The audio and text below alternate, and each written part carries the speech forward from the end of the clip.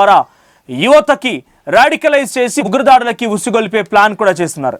ప్రస్తుతం దుబాయ్లో తలదాచుకున్నాడు షహజాద్ భట్టి. దుబాయ్లోనే ఉంటూ ఇన్స్టాగ్రామ్ రీల్స్ చేస్తున్నాడు షహజాద్. సో దీనికి సంబంధించి అక్కడ హైదరాబాద్ వ్యాప్తంగా ఎటువంటి కదలికలను గుర్తించారు, ఇక్కడ ఎంతమంది అరెస్ట్ చేశారు, వారి కదలికలు ఏంటి, ఏ ప్రాంతాల నుంచి వారు అదుపులోకి తీసుకుని తెలుసుకుందాం. ప్రతినిధి నిర్మల సిద్ధంగా ఉన్నారు. నిర్మల, ప్రస్తుతానికి అదుపులోకి తీసుకున్న వారిని ఏ ప్రాంతాలు అదుపులోకి తీసుకున్నారు, వారి నుంచి ఎటువంటి సమాచారం వచ్చింది, ప్రస్తుతానికి హైదరాబాద్లో ఎటువంటి ఉగ్ర కదలికలున్నట్టుగా పోలీసులు హైటెన్షన్ వాతావరణాన్ని అనౌన్స్ చేశారు? ఎస్ మనోజ్, ఈ మాత్రం కదలికలన్నీ కూడా ఇక్కడ తెలంగాణ పోలీసులు మేడ్చల్ అలాగే యూసఫ్గూడలో కూడా కొన్ని ఆధారాలు సేకరించినట్టుగా కూడా తెలుస్తూ ఉంది. వాళ్ళు గతంలో కూడా షహజాద్ మేడ్చల్లోని రెస్టారెంట్ లో పనిచేసినట్లుగా కూడా నిర్ధారించారు పోలీసులు. అయితే అంటే వీళ్ళు ఆ రెస్టారెంట్ లో పనిచేస్తూనే మొత్తం ఉగ్రవాద కుట్రకైతే ప్లాన్లు చేస్తున్నట్టుగా కూడా గుర్తించడం జరిగింది. ఉగ్ర కుట్రలో కేసులో భాగంగా కూడా దేశవ్యాప్తంగా మొత్తం 253 మందిని అరెస్ట్ చేయడం కూడా జరిగింది. అందులో తెలంగాణ వాళ్ళు 2 అయి ఉండడం అనేది ఇప్పుడు భయాందోళనకు గురి చేస్తున్న విషయం అని కూడా చెప్పొచ్చు. ఎందుకంటే ఇప్పుడు ఇక్కడ మెడ్చల్ యూసఫ్గూడలోనే వాళ్ళని గుర్తించడం జరిగింది. కానీ ఇంకా ఎంతమంది ఉన్నారు ఈ ఉగ్రవాదులు మొత్తం కూడా ఈ తెలంగాణలో, అందులో హైదరాబాద్ లో ఇంకా ఎక్కడెక్కడ ఉన్నారు అనేది కూడా గట్టి నెట్వర్క్ పెట్టి పోలీసులు అయితే గట్టి నిఘాతోనే గాలింపు చర్యలు అయితే చేపడుతూ ఉన్నారు. పక్క ప్లాన్ గా కూడా వాళ్ళను మళ్ళీ ఇంకా మిగతా వాళ్ళను కూడా అదుపులోకి తీసుకునే అవకాశం అయితే ఉంది. ఎందుకంటే వీళ్ళు మెడ్చల్లో అలాగే యూసఫ్గూడలో ఆధారాల నిమిత్తము 2 అదుపులోకి తీసుకున్నప్పటికీ కూడా 2 కదలికలు ప్రతి క్షణం కూడా వాళ్ళను అనుమానంగానే పరిసర ప్రాంతంలో ఉన్నటువంటి కొంతమంది వాళ్ళ సలహాల మేరకే పోలీసులకు సమాచారం అందడంతో పోలీసులు గత 15 రోజులుగా కూడా నిఘా పెట్టడం వల్ల కూడా వీళ్ళను గుర్తించడం కూడా జరిగినట్టుగా తెలుస్తూ ఉంది.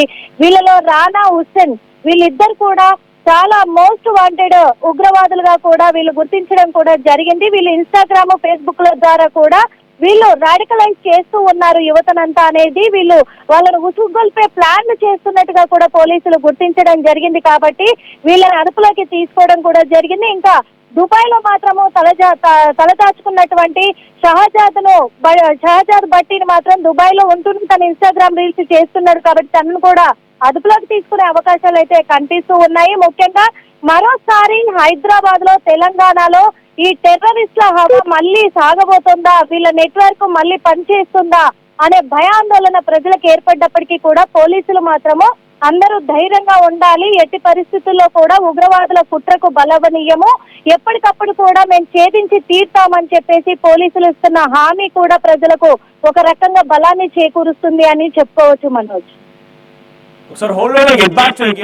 సో హైదరాబాద్ లో ఉగ్ర కదలికలకు సంబంధించిన నెట్వర్క్ మనం చూస్తే కనుక షహజాద్ భట్టి అనేటువంటి ఈ వ్యక్తి దుబాయ్ లో ఉంటున్నాడు. సో వీడు అక్కడి నుంచి ఇన్స్టాగ్రామ్ లో రీల్స్ చేస్తూ ఉంటే ఆ లింకులు హైదరాబాద్ వరకు వచ్చాయి.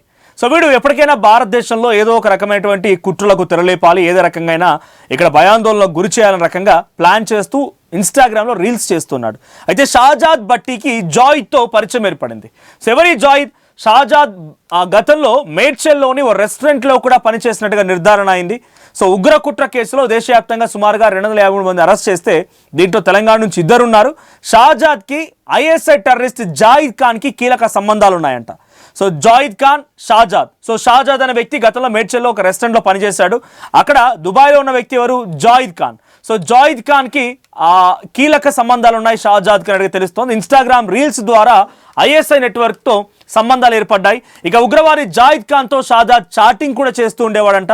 మోస్ట్ వాంటెడ్ ఉగ్రవాది హమీద్, వీళ్ళతో కూడా ఆ చాటింగ్ జరుగుతూ ఉండేది. అయితే హమీద్ అండ్ రానా హుస్సేన్లతో జాయిద్కి సన్నిహిత సంబంధాలు కూడా ఉన్నాయంట.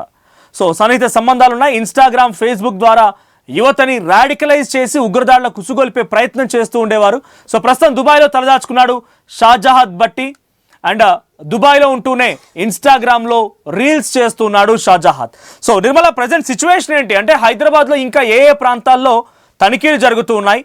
సో ఒక్కసారి ఈ లింక్స్ దొరికాయి, ఒక వ్యక్తి హైదరాబాద్లో ఉన్నాడు అనుకున్నప్పుడు వాళ్ళ ఫ్రెండ్స్ కానీ లేకపోతే ఇంకెంతమంది రాడికలైజ్ చేశాడు, సో వాళ్ళ ఆలోచన తీరు మార్చడం కోసం ఏదైనా వాట్సాప్ గ్రూప్ కానీ సోషల్ మీడియా ప్లాట్ఫామ్స్ ఉపయోగించాడా, ఇంకెంతమంది ప్రభావితం అయ్యారు, ఎటువంటి కుట్రకు తెరలేపాడు?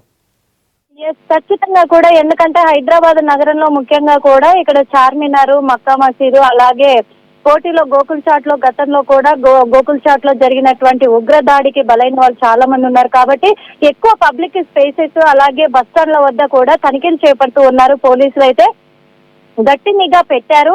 ముఖ్యంగా ఓల్డ్ సిటీలో కూడా గట్టి నిఘా పెట్టినట్టుగా తెలుస్తూ ఉంది. అదే విధంగా ఇక్కడ యూసఫ్ కూడా మెడ్చల్ అనే పేరు మళ్ళీ కొత్తగా వినబడింది. ఉగ్రవాదుల దాడికి నిదర్శనంగా అనేది కూడా ఉంది కాబట్టి ఖచ్చితంగా ప్రతి ఏరియాలో కూడా నిఘా పెట్టే అవకాశం అయితే ఉంది హైదరాబాద్ పరిసర ప్రాంతాలలో అలాగే తెలంగాణ రాష్ట్ర వ్యాప్తంగా కూడా. వీళ్ళ కుట్రలు ఎలా ఉన్నాయి అంటే కూడా మొత్తము హైదరాబాద్ లో ఉన్నటువంటి హిందువుల మీదే టార్గెట్ చేస్తున్నట్టుగా కూడా తెలుస్తూ ఉంది. కాబట్టి హిందువుల కలిసిపోతున్నారు అనేది కూడా తెలుస్తుంది. హిందువుల యువతని ఎక్కువగా కూడా వీళ్ళు వాళ్ళని రెచ్చగొట్టే విధంగా కూడా వాళ్ళను వీడియోలు చేస్తూ వాళ్ళను టైఅప్ అయ్యి ఇన్స్టాగ్రామ్, ఫేస్బుక్, ఇంకొకటి స్నాప్చాట్ యాప్లలో కూడా వాళ్ళని రెచ్చగొట్టే విధంగా కూడా ఉసుగొలుపుతున్నట్టుగా పోలీసులు గుర్తించడం జరిగింది.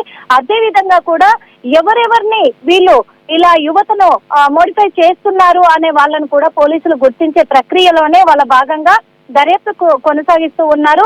వాళ్ళందరినీ కూడా అదుపులోకి తీసుకొని విచారించి వాళ్ళను మొత్తం కూడా కౌన్సిలింగ్ చేసే ప్రక్రియను కూడా చేపట్టబోతున్నారు అనేది కూడా తెలుస్తూ ఉన్నమాట. ముఖ్యంగా హైదరాబాద్ నగర వాసులు మాత్రం హైదరాబాద్ లో అనేక రకాల అంటే అన్ని కంట్రీల వాళ్ళంతా కూడా ఇక్కడ ఉంటారు. అందులో ముఖ్యంగా హిందువులున్న ప్రదేశాన్ని ఆ ప్రాంతాలను మొత్తం కూడా పోలీసులు గట్టి నిఘాతోటి తనిఖీలు చేసే అవకాశం అయితే కనిపిస్తోంది. అనుమానం వచ్చిన ప్రతి వ్యక్తిని కూడా అదుపులోకి తీసుకొని విచారించే అవకాశాలు కనిపిస్తూ ఉన్నాయి.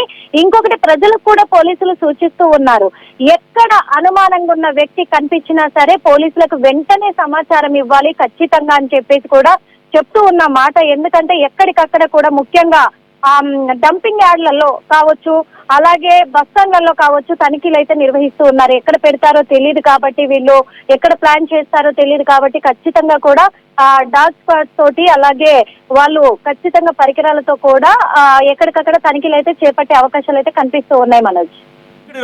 సో మొత్తంగా హైదరాబాద్ లో ఉగ్ర కదలికలు బయటపడ్డాయి. మేడ్చల్ అండ్ యూసఫ్ గూడలో ఇద్దరు అదుపులోకి తీసుకున్నారు.